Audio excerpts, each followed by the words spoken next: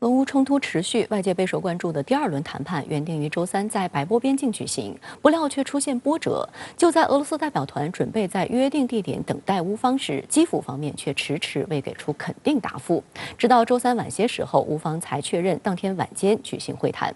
此前，乌克兰总统泽连斯基还向媒体表示，愿意同普京举行直接对话。不过，俄方回应称，现在讨论双方领导人的直接会谈还为时尚早。另据俄方周二发布的每日战情简报，自行动开始以来，俄军已摧毁了1325个乌克兰军事设施，其中乌克兰武装部队的43个指挥和通信站被击中，395辆坦克和其他装甲战车，59辆多管火箭炮，179门野战火炮和迫击炮，从行动开始至今已挺进了61公里，且封锁了斯瓦托地区。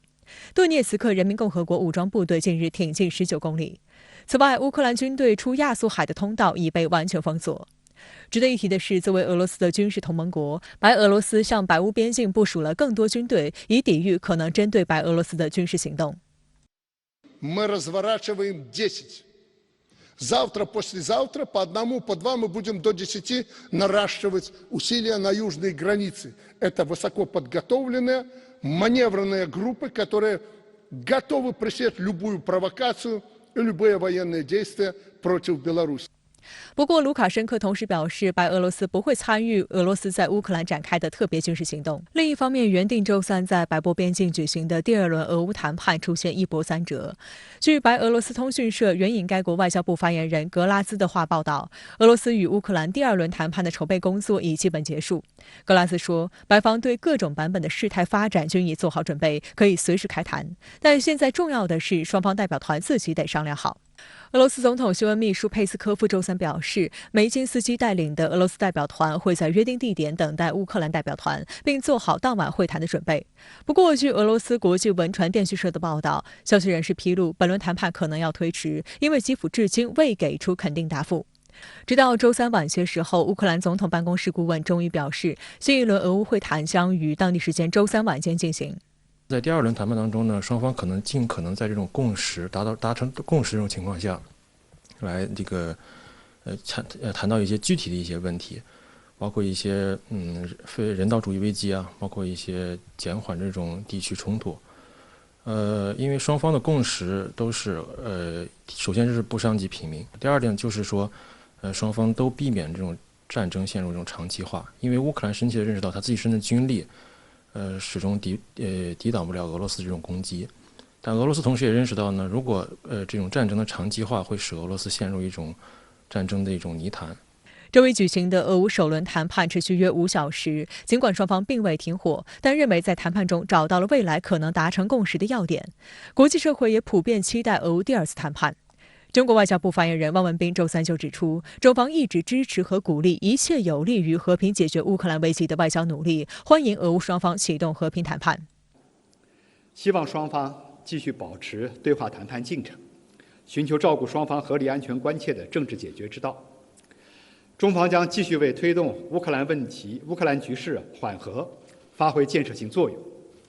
周二，乌克兰总统泽连斯基在一处地下掩体接受了美国有线电视新闻网的采访。他对美国记者表示，只要俄罗斯继续袭击乌克兰城市，那么两国的谈判就几乎不会取得进展。Для того, щоб сісти, ти не можеш сідати,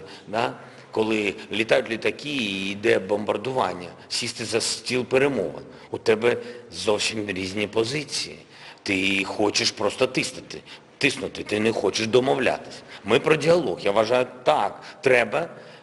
припинити хоча б бомбардування людей. Просто бомбардування припинити і після цього сісти за стіл перемовин.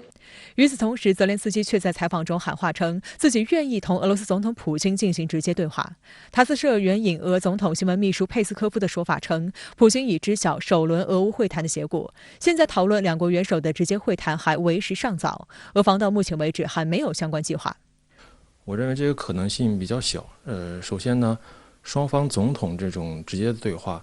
一般比较常见于这种双方在这种前期的谈判已经达到了很深入的共识。基本上谈判已经有一个结果，最后需要双方的最高元首来进行增进这种相互的这种信任，然后最后对这个协议进行拍板。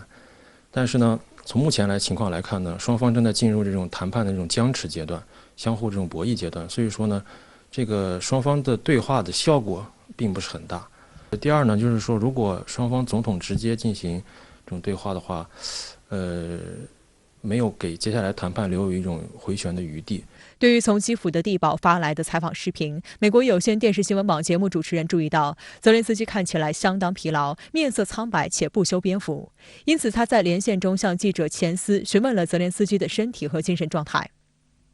钱斯直言，泽连斯基似乎正面临巨大的压力，在基辅的地下掩体东躲西藏。President Zelensky there, he looks very pale. He looks very, tired. That he believes he is the #1 target for Russian forces, and that his family are the #2 target. He said that several days ago. 就在同一天，有乌克兰官员称，乌方已挫败了一支车臣特种部队前来暗杀泽连斯基的图谋。据俄罗斯国际文传电讯社报道，乌克兰国家安全与国防事务委员会秘书阿列克谢·丹尼洛夫周二在乌克兰24频道直播时称，俄车臣共和国领导人卡德罗夫直接实施的清除泽连斯基总统的特别行动已完全被乌方所知。这支部队一到达乌克兰就分为2组，而乌方一直在追踪他们。一组在首都基辅附近的戈斯托梅尔被击毙，另一组已被控制在枪口下。